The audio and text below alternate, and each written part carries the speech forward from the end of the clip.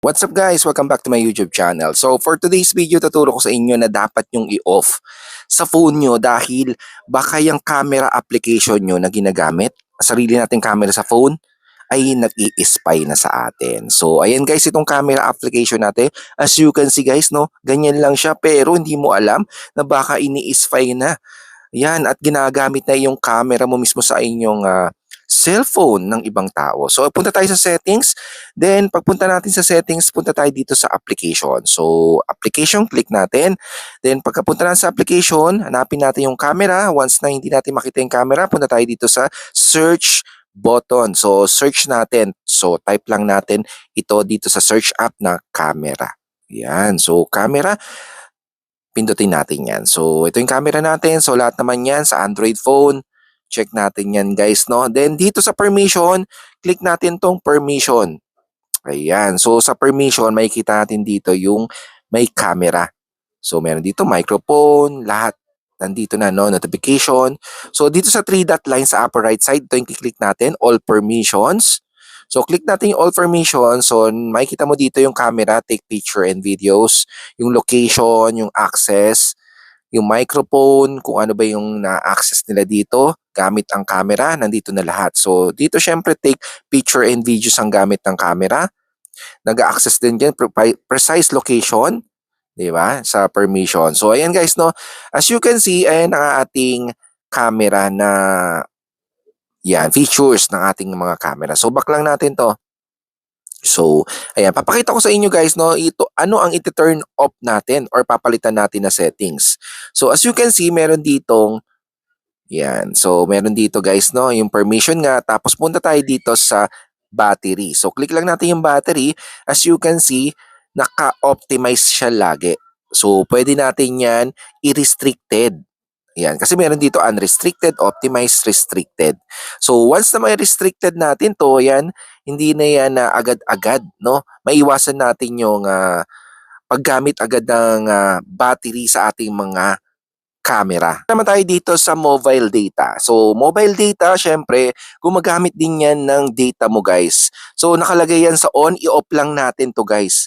Para at least yung background data usage, hindi siya gumagana. Kahit hindi mo ginagamit yung camera, hindi siya magko-connect or hindi siya gagamit ng data ng inyong internet connection or yung load mo. Kaya make sure naka-off to, guys. Kasi once naka-on to, pwedeng may gumamit ng camera mo. Yan, no, mag-connect sa'yo gamit ng data mo or internet. Yan, so may spy ka na. So dito guys, system setting, change system setting, allow permission, i-off lang natin yan guys, no?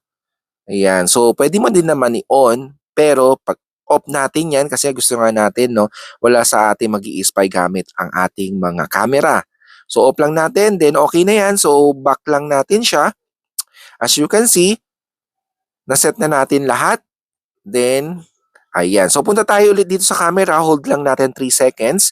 Then, dito sa details, sa may info icon. So, as you can see, ito no, application info. So, sa permission, click natin na siya. Then, once na maklik natin siya, guys, click natin itong camera. So, click natin yung camera. As you can see, allow only while using these apps. So, pwede natin yan yung ask every time or don't allow. So, ito guys, every time na kasi na, kuwari may mga application tayo dyan, no? Nare-recommend ng camera. Ayan, allow only while using this app. Pero ngayon, don't allow natin siya, guys. Pindot natin yung don't allow anyway.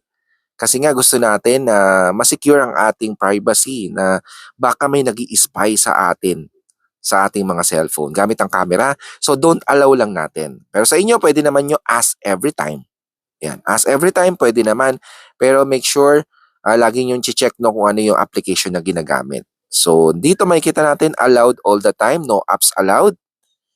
Allowed only while in use. Makikita natin dito kung ano yung mga application na yon, kung ano yung ina-allowed natin na camera use, no, habang ginagamit natin, or meron dito as every time. Yan, syempre yung camera na set natin, yung not allowed. Makikita mo din natin dito yung mga hindi natin ina-allowed na apps. So, pwede naman natin yan ipalit-palit. For example, itong Bixby, click lang natin siya Bixby. Ayan, itong Bixby, allow only while using this app siya. So, pwede natin siya don't allow. Click natin or yung ask every time. Ayan, so don't allow lang natin siya. Ayan, so don't allow anyway, click lang natin. Depende sa iyo guys kung anong gusto mo. Mapupunta na yan dito sa don't allow. Ayan, pakita ko sa inyo, mapupunta na yan dito. Ayun, nasa not allowed na siya, yung Bixby. So, pwede nyo naman dito isa-isahin guys, no? Make sure nyo yung application, kung meron kang kaibang application na hindi naman ginagamit or hindi kayo secure, hindi kayo sigurado, don't allow nyo na lang or ask every time. So, ayan, nasa inyo yan guys para at least walang permission, no? Walang agad-agad na i-spy sa inyo gamit ang iyong camera.